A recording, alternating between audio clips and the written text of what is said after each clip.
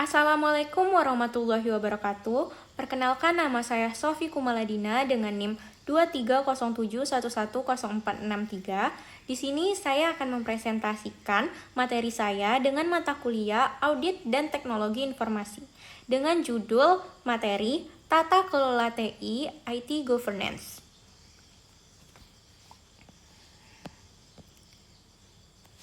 Nah, kita masuk ke bagian pertama, yaitu konsep dasar IT governance, yaitu memahami definisi dan fondasi utama tata kelola sebelum melakukan audit sistem. Apa itu IT governance? Tata kelola TI adalah tanggung jawab Dewan Direksi dan Manajemen Eksekutif. Ini bukan sekedar manajemen perangkat keras atau jaringan yang dilakukan oleh teknisi. Ini adalah serangkaian struktur organisasi, kepemimpinan, dan proses yang dirancang untuk memastikan bahwa sistem TI perusahaan mampu mendukung dan memperluas strategi serta tujuan bisnis. Nah, perbedaan utama, manajemen TI fokus pada penyediaan layanan TI yang baik, sedangkan tata kelola TI fokus pada memastikan bahwa TI memberikan nilai maksimal bagi bisnis.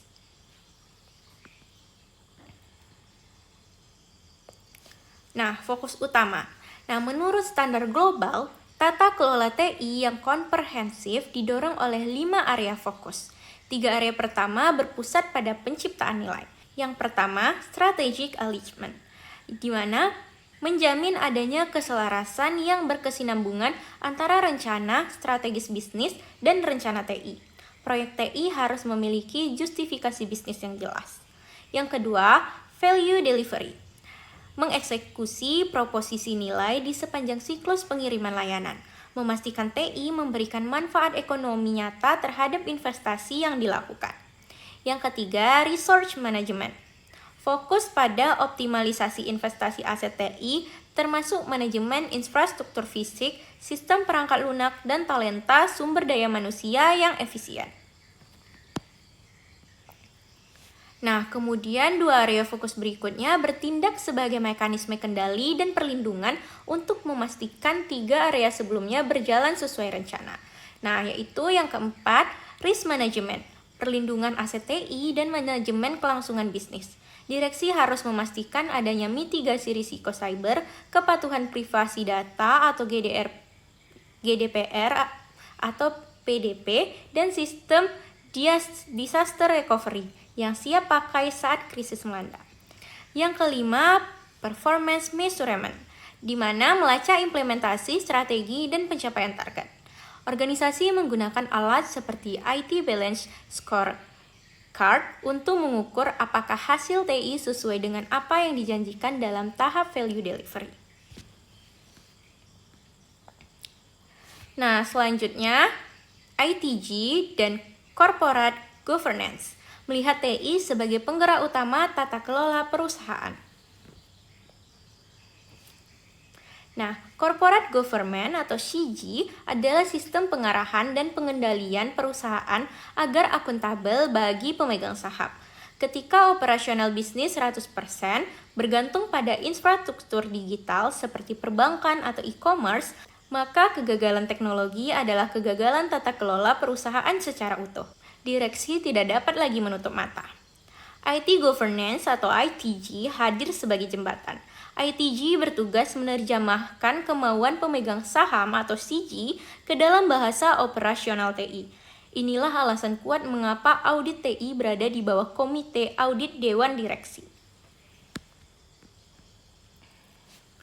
Lanjut ke IT Governance Framework, standar dan kerangka kerja internasional panduan auditor TI. COBIT 2019, di mana kepanjangannya adalah Control Objective for Information and Related Technologies, adalah framework dari ISECA yang mengintegrasi tata kelola bisnis dan TI. Ini adalah instrumen utama bagi profesi auditor TI di seluruh dunia. Nah, memisahkan dengan sangat jelas antara domain tata kelola atau direksi dan manajemen atau manajer TI. Kemudian sistemnya terintegrasi, mencakup seluruh perusahaan secara end-to-end, tidak hanya fungsi TI saja. Auditor menggunakan COBIT untuk mengukur tingkat kematangan, level 0 sampai 5, proses TI suatu perusahaan. Kemudian perbandingan framework global. Selain COBIT yang komprehensif, organisasi juga mengadopsi kerangka kerja spesifik lainnya untuk melengkapi tata kelola. Nah, di sini bisa dilihat itu ada framework ITL4, IT Service Management, ada ISO, kemudian ada The Open Group. Nah, bisa dilihat yang ITIL area fokus utamanya itu sangat operasional, berfokus pada siklus hidup layanan dan penyampaian layanan TI kepada pengguna akhir. Nah, pemanfaatan dalam organisasi digunakan untuk mengelola helpdesk, resolusi insiden, manajemen masalah, dan pengelolaan perubahan. Kemudian ISO itu menyediakan 6 prinsip tata kelola TI: tanggung jawab, strategi, akuisisi, kinerja, kesesuaian, dan perilaku. Kemudian menjadi panduan tingkat direksi untuk evaluasi strategis dan dasar kepatuhan hukum. Nah, selanjutnya itu The Open Group.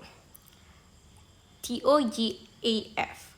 Enterprise Architecture menyediakan pendekatan mendesain arsitektur sistem informasi organisasi, memastikan arsitektur software, aliran data, dan infrastruktur fisik tidak saling tumpang tindih. Selanjutnya, struktur organisasi TI memilih model organisasi dan penentuan jalur akuntabilitas. Nah, bagaimana struktur Departemen TI dibentuk akan sangat menentukan kelincahan dan keamanan perusahaan. Ada 3 model utama. Yang pertama itu sentralisasi. Seluruh keputusan TI, staf, dan arsitektur dikendalikan oleh satu kantor pusat, memberikan kontrol keamanan yang ketat dan efisiensi biaya yang tinggi, namun cenderung kaku dan lambat berinovasi di cabang lokal. Kemudian ada model desentralisasi. Setiap unit bisnis atau cabang memiliki anggaran dan departemen sistem sendiri. Sangat responsif terhadap pasar lokal, namun beresiko menimbulkan silo data, duplikasi biaya, dan standar keamanan yang tidak merata. Kemudian ada model federalisasi atau hybrid, model paling ideal dan modern. Kebijakan, standar inti, dan infrastruktur diatur terpusat, namun inovasi, aplikasi, dan eksekusi diarahkan ke lokal. Model ini menyeimbangkan antara kontrol pusat dan fleksibilitas desentralisasi. Selanjutnya, peran manajemen. Nah, menurut ISO, IEC, dan COBIT, Dewan Direksi memegang 3 tanggung jawab utama untuk memastikan efektivitas tata kelola TI. Yang pertama ada evaluasi.